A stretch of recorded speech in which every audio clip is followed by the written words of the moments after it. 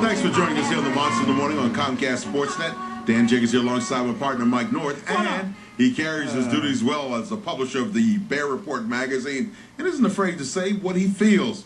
John Crist is back with the Monsters. Hey, John. Hello, John. I'm hearing that song way too often on Monday mornings, aren't I? Yeah, and yesterday was another day. And first, I want to get to the latest copy of Bear January Report. issue. You got Tommy, Can You Hear Me?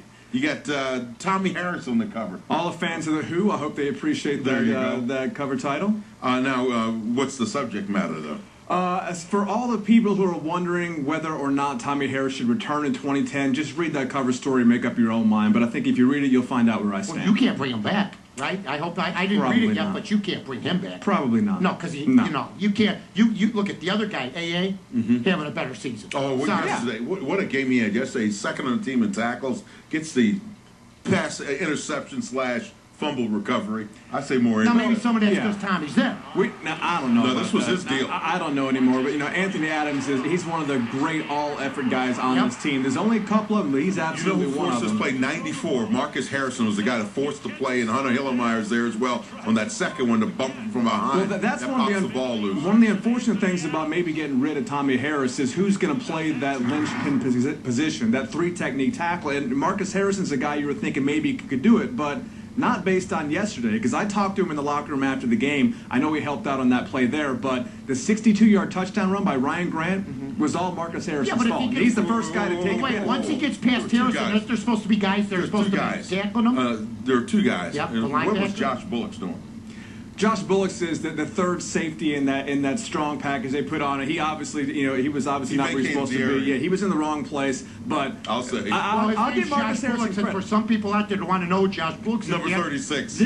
Just enhance everybody. Yeah, safety. He used to play for the New Orleans Saints. He was the guy playing yesterday because your boy Craig Stells was on the inactive list. That's why. Again? Yep. Yes, not even active yesterday. But Marcus, fourth round pick, a third round. Fourth round pick. Just it's not his fault he's not being active. It's not his fault. Apparently they're seeing something on the practice field that makes them want to sit him and play everybody else who doesn't do anything. But the really bad thing about that run yesterday, how many times has a running back, bust off a huge play, and you say to yourself, well, if you take away that play, he only averaged 2.4 yards per carry. If you take away the 62-yard run by Grant, he still averages 4 yards per carry yesterday. That's how bad the run defense was. And I had some sobering news for Bears fans. When they beat the Rams last week, 17-9, everyone wondered why he didn't blow those guys out. It was because the Bears sort of took the foot off the accelerator. They didn't think the Rams could do anything to really challenge them. That's exactly what the Packers did to the Bears yesterday. Exactly. They think so little of the Bears that they didn't make a play. Tommy's bringing up the injured guys like that guy Tia Samoa, who played one set of downs. Apparently, he said Tia Samoa is indispensable. He's played about He's played 2 series in a Bears uniform. We missed him. That was a little strange. Let's take a look at the numbers from yesterday's game. One of them that's going to jump out at you right away, and I talked about the 3 Ps. Penalties, penalties, and picks. Well, look at the number of penalties. And see, it says 109 yards. That's not really it. Because you think about some of those penalties came on huge games for the Bears. Plays that were taken away. That's exactly right. So Matt Forte had a screen pass that we got about 25 yards, and that comes back from a holding penalty. Exactly. I'm going to say about $170 maybe in total penalty yards based on what was taken away. But if we have a good quarterback, we have 3 more wins. Probably. 3 more wins. Probably. Only 3? Only 3. That's all but 3, Danny, as is in the playoffs. Yeah, I would say maybe even well, you know what? 3 that I can honestly hang our head on. The San Francisco game, the first Green Bay game, and this Green Bay game. Those are 3 games that if we have a decent quarterback, and he's not, then we win those. A lot of these games, it was really easy to try to absolve Jay Cutler of some responsibility. Talk about the offensive line, too much pressure, no running game, inexperienced receivers, guys dropping passes. The excuses were there. They weren't there yesterday. This loss was on Jay Cutler. Those 2 interceptions were awful throws and totally unforgivable. Another thing that if you can answer for me, my friends, please, is with the run game. Now, I've consistently heard that the reason why the Bears don't run the ball is because they're playing from behind. Well, yesterday they were trailing by a touchdown or 6 points or whatever.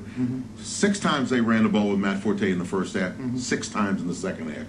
What up with that? I don't know, but I would also say this. We've been to the Super Bowl in '85. We went in 2006, I believe, on the back of Devin Hester with a couple big games, but also the defense was terrific. How come if the running game is so great the Chicago Bears barely taste playoffs year in, year out, unless they were under Mike Ditka back in the 80s. Well, you know, it's not so much because the running game is so great. What it is it gives the offense balance. It's an identity. It's like, you know, as a lineman, an offensive lineman, you would much rather go into a game understanding that you're going to get to beat the crap out of the guy across the line I understand. instead of taking the beat. But Terry Bradshaw said something yesterday. He goes, I apologize to Pittsburgh fans because I said this year we didn't run the ball enough. Little did I know that we didn't run the ball last year when we won the Super Bowl.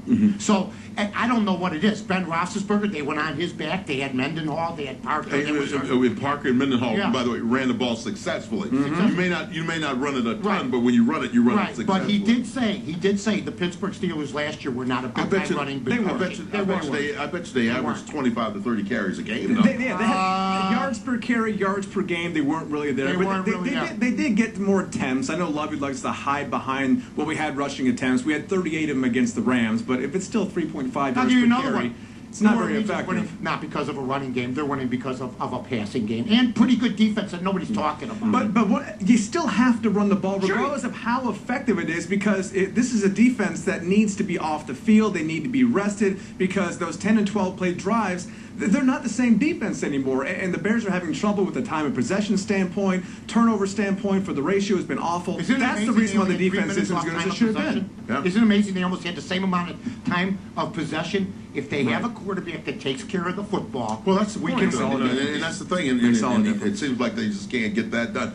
Anyway, we're going to take a quick break here on the Monster in the Morning. Jen's going to get you caught up with weather and traffic next year on Comcast SportsNet. And of course, it's back to our visit with John Crist of the Bear Report magazine.